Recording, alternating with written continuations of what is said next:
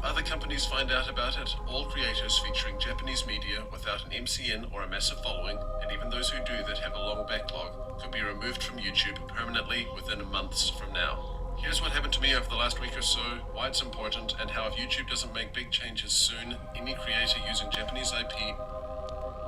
They will all pay for their crimes.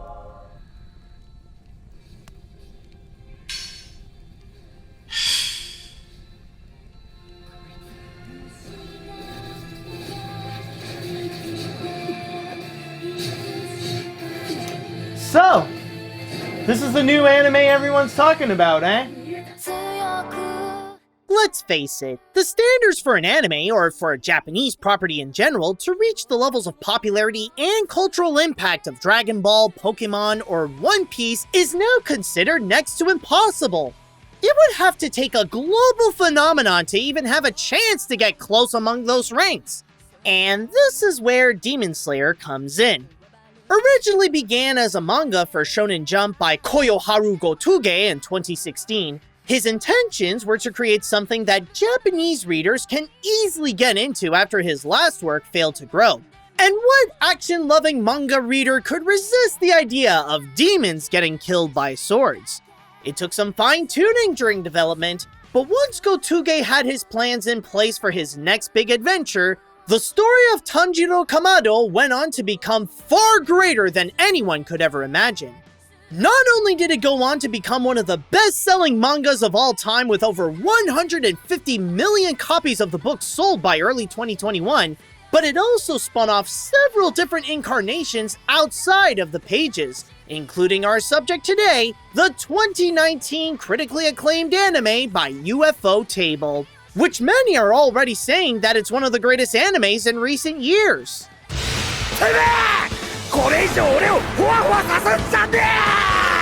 And believe it or not, even though it may not necessarily be the next One Piece, Demon Slayer is already becoming one of Japan's biggest IPs of all time.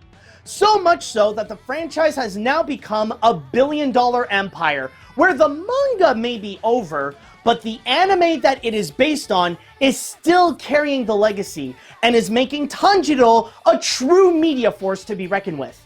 Now, as of this review, the second season had just recently finished, and technically the anime itself is still going. Which, by the way, speaking of the second season, I actually did hear that the finale of that is absolutely epic. Which is why that for this review in particular, I'm just going to be looking at the first season. Now, again, this is not going to be a reflection on the entire franchise, but only the first season of the anime itself. And I'm going to be honest here, I'm actually quite excited to go and do this because considering that as an adult, of course, I've been more and more busy, but this is actually the first time for me in a long time where I actually got the opportunity to go and catch up with an ongoing popular anime that everybody is talking about. Idiot. He doesn't know the crime he's going to commit. No matter. I'm sure the masters can handle this one. The big goal of the first season is to be a full introduction to what the audience is about to get into with Demon Slayer. The story begins with a boy with a keen sense of smell named Tanjiro Kamado, who unfortunately returned home with his whole family slaughtered and his sister Nezuka was turned into a demon. Of course, in response to what happened, he vowed to kill the demon who was responsible for the death of his family and, as impossible as it sounds, find a way to turn his sister back into a human, who surprisingly has a strong will to not eat humans and help her big brother on his adventures. The only solution to his vow is for him to enter the Demon Slayer Corps, a secret organization of swordsmen who are dedicated to killing off demons, which has, and always will be pushing his body to the limits. So with the help of his fellow corp members Zenitsu, Inosuke, and the higher-ranked swordsman called the Hashira, Tanjiro sets off to find the demon responsible for the loss of his family, even if it means going to the top of the demon ranks to find them.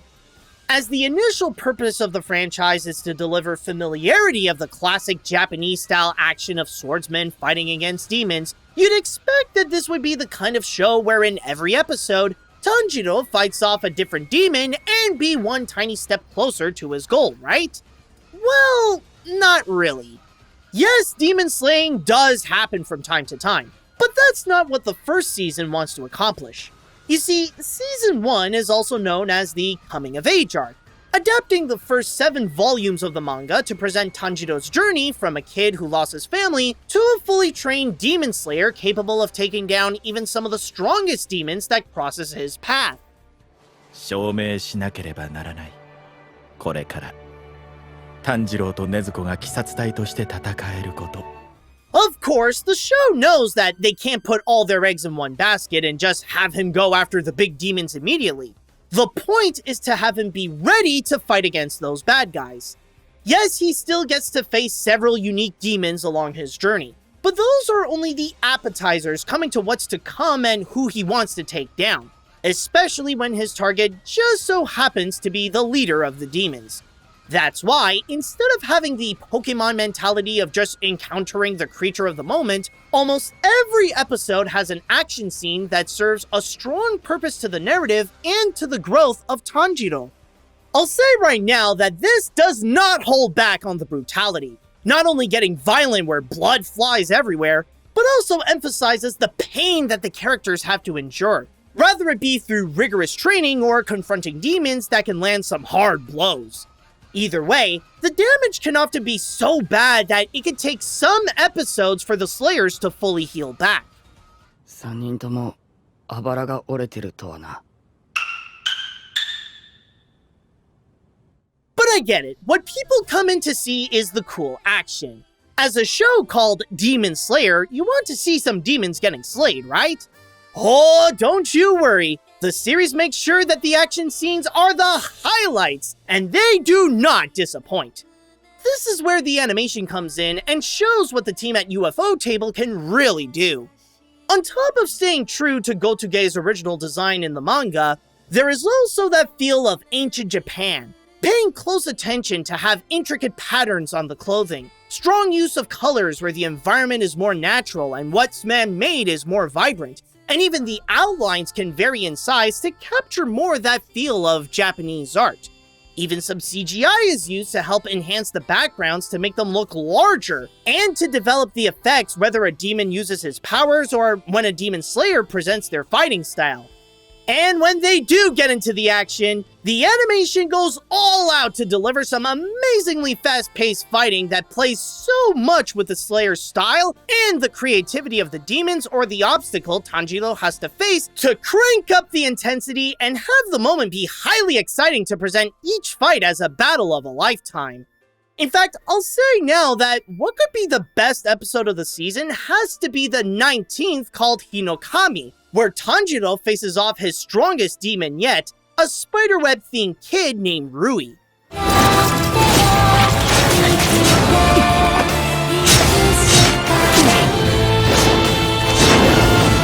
I'd also like to add that what really adds to the mood of the moment is the soundtrack. There is no hiding that the series went really big with the score to an almost John Williams level, where a massive orchestra is giving their all to make the emotion of the moment be more powerful than it already is. If the characters themselves can't sell what's happening, then the music certainly can, where I'd even debate that it went bigger than it probably needed to.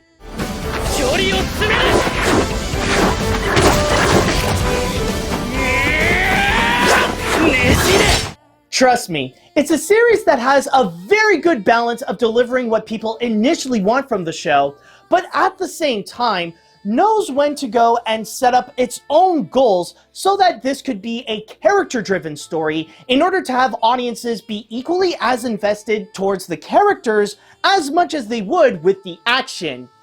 Which will bring me to what could possibly be my hottest take here. Now, this may end up shocking a lot of Demon Slayer fans out there because I know how much they have become so beloved over the years, but I'm gonna be very honest, the characters here, I find them to be the weakest parts, or at least the weaker parts of this season.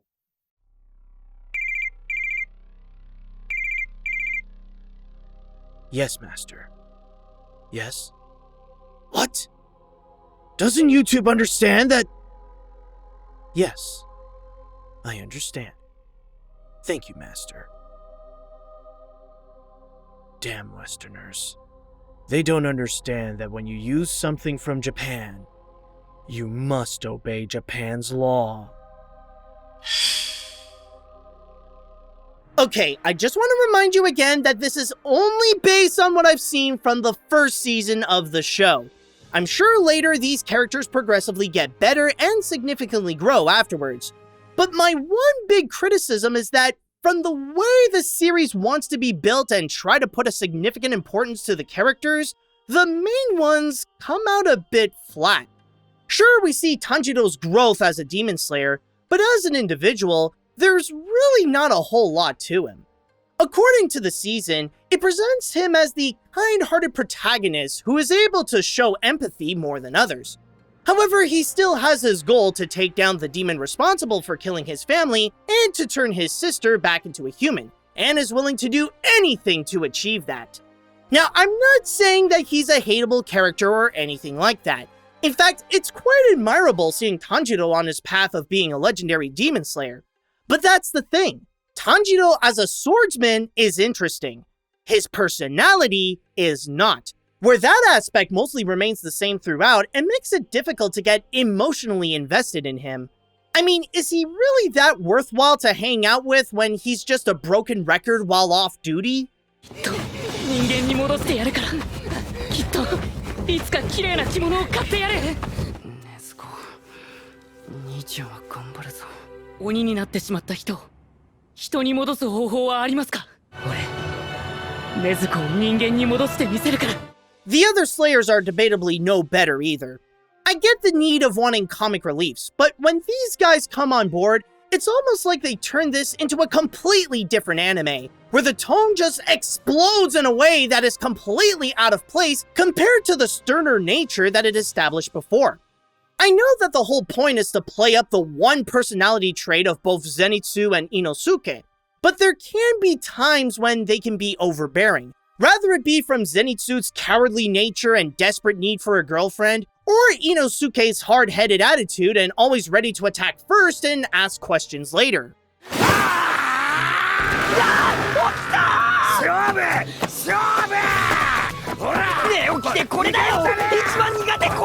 Granted, I'll admit that there are times that they could be enjoyable, especially Inosuke with his hilariously large ego. And again, seeing them grow as demon slayers and how they show off their unique fighting styles is awesome.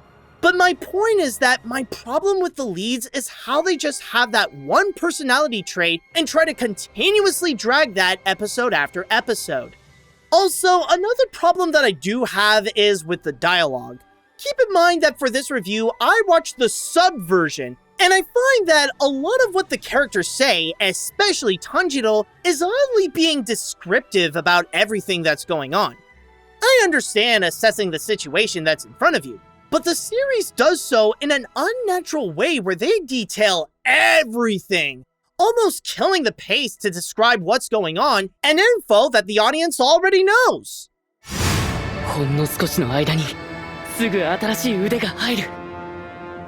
選別の時の鬼より回復がずっと早い。目が回る。この回転の速さ、まずい。すごい技だ。ダメだ。この糸は切れない。まだ回転が足りない。さっきの糸とはまるで違う匂いだ。However, this is not to say that the characters in general are bad. Demon Slayer does have the ability to craft some solid personalities and give them some depth while showing off what they can do. This is especially the case with the demons. Maybe it's because they don't have as much screen time as the Slayers, but it's so fascinating the way that the show portrays them as not just monsters, but tragic figures. In the world of the franchise, demons are not just born. They were people who were turned into demons. There was a time when they had their own dreams, but their evil form inevitably led them down a bad path where they either abandoned their aspirations to live the demon life or tried to make their dreams come true in a cruel and twisted way. That's why whenever Tanjiro takes down a demon, It's often bittersweet where, yes, we just saw an awesome battle, but it's also sad that they can only show their soul during their final moments. 思い出した。はっきりと。僕は謝りたかった。I'd even add that Nezuko is also an interesting figure herself. She presents a different side of demons where they do have the capacity of being good and be willing to help out humans. The only other demons that do help out Tanjiro in the first season are the medical expert Tamayo and her simp. In a way, Nezuko still has a bit of her humanity. Sure, her personality doesn't exceed the fact that she's just a kid, but it's watching her willpower and her abilities as a demon that makes her fascinating and how she could be more than just a MacGuffin by adding a twist to the world building.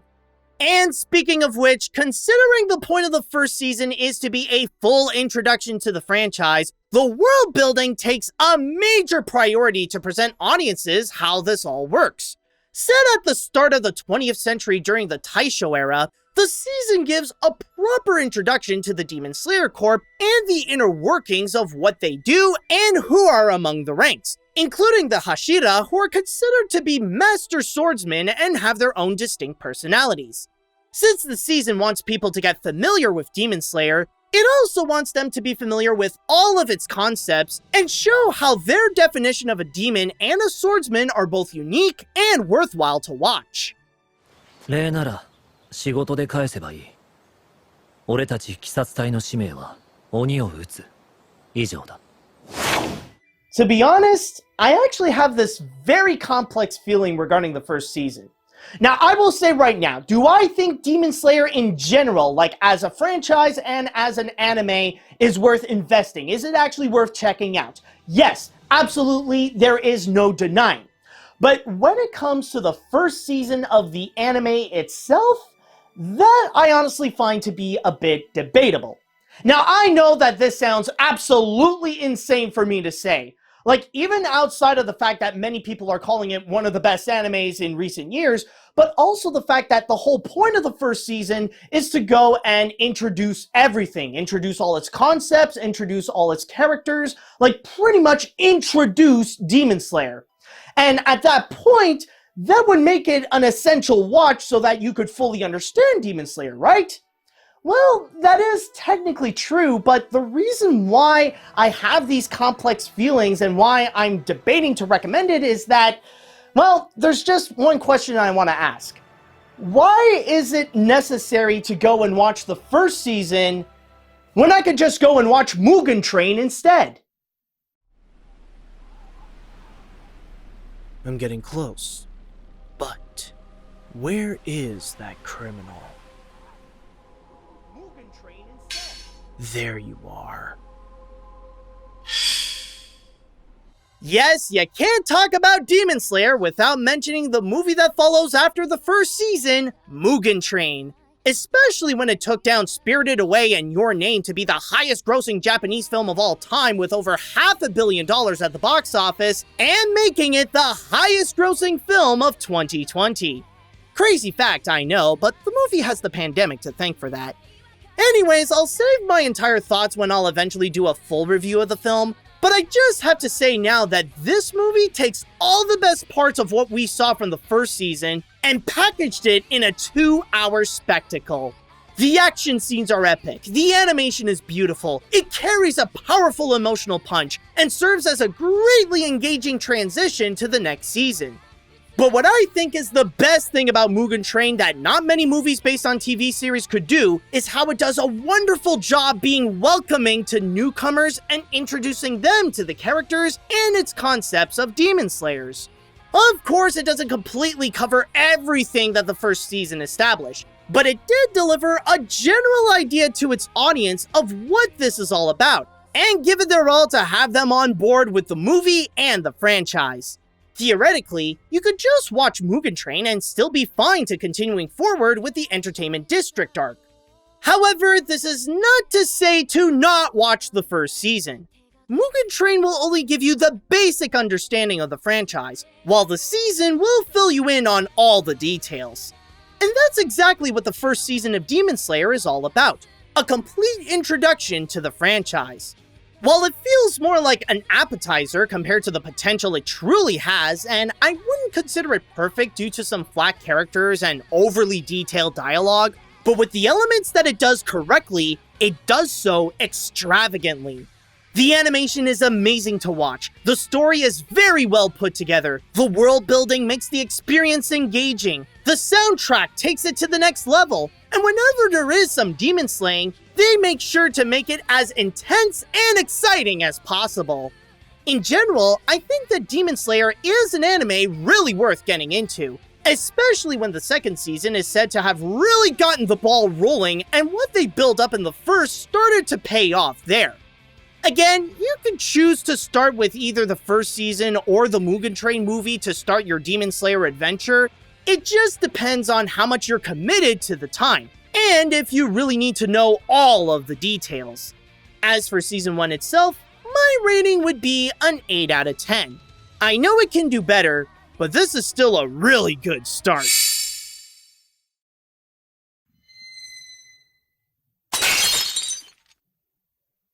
What the fridge?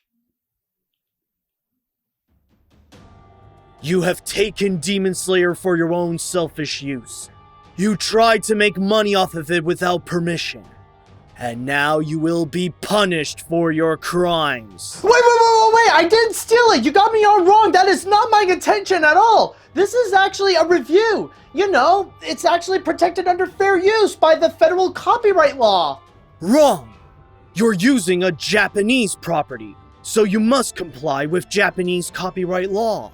And in Japan, there is no fair use! Do you have any last words before I strike you down? How did you watch my video in Japan? What? You got a phone, right? And it has a VPN in it? Not that it matters, but yes. Okay, so go to your VPN, set it up to Japan, then go back to my video, and tell me how you were able to see my review. That is all that I ask. What is this nonsense you're talking about? What? That's impossible! What did you do? It's easy. I set it up so that Japan can't see the video. Now, yes, I know that technically, if you're going to take something from Japan, well, then you would have to go and follow Japan's copyright laws. But here's the thing, though.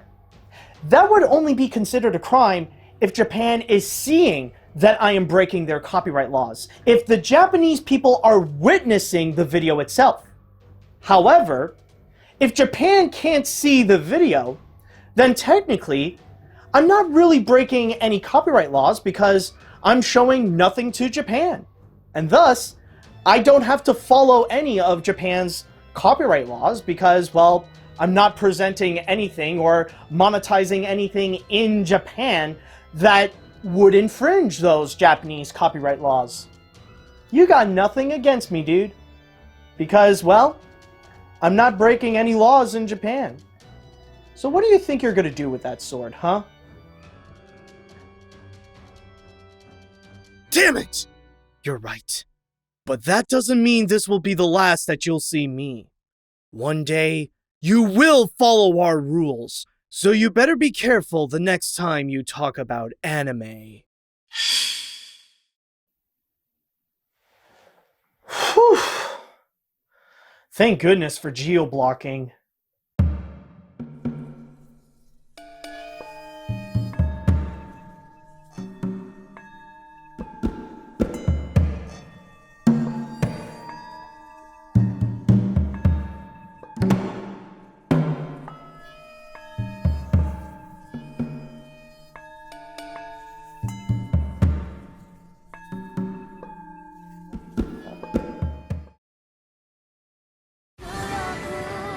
禰豆子